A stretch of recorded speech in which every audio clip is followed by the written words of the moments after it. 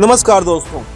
All India Majlis-e-Ittehadul मुस्लिमीन यानी AIMIM के प्रमुख और हैदराबाद से सांसद असद-उद-दीन ओवैसी ने हाल ही में सऊदी अरब, कुवैत, बहरीन और अल्जीरिया जैसे देशों में भारत सरकार द्वारा भेजे गए प्रतिनिधि मंडल के हिस्से के रूप में पाकिस्तान के आतंकवाद समर्थक रुख का उजागर किया है।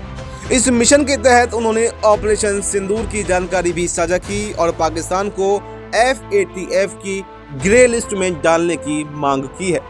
विदेश में पाकिस्तान के खिलाफ मुखर रहने के बाद जब ओवैसी भारत लौटे तो हैदराबाद में उनका भव्य स्वागत किया गया।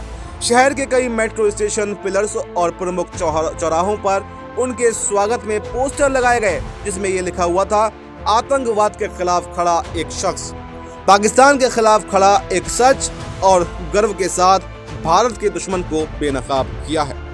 सऊदी अरब में ओवैसी ने पाकिस्तान पर आरोप लगाया कि वो झूठा प्रचार करता है कि भारत मुस्लिम विरोधी है, जबकि भारत में 24 करोड़ मुसलमान गर्व के साथ में रहते हैं। उन्होंने कहा कि पाकिस्तान की विचारधारा दाइश और अल-कायदा से मेल खाती है। अल्जीरिया में भी उन्होंने पाकिस्तान के आतंकी संगठनों की आलोचना की और कहा कि पाकिस्तान के आतंकी संगठनों और अल-कायदा की विचारधारा में कोई भी अंतर नहीं है।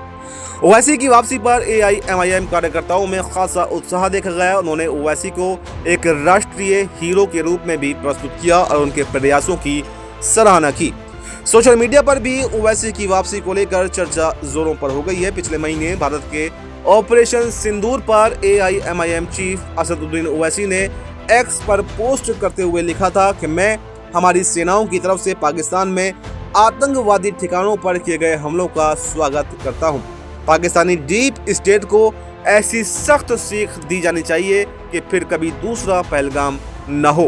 पाकिस्तान के आतंकी ढांचे को पूरी तरह से नष्ट कर देना अब जरूरी है।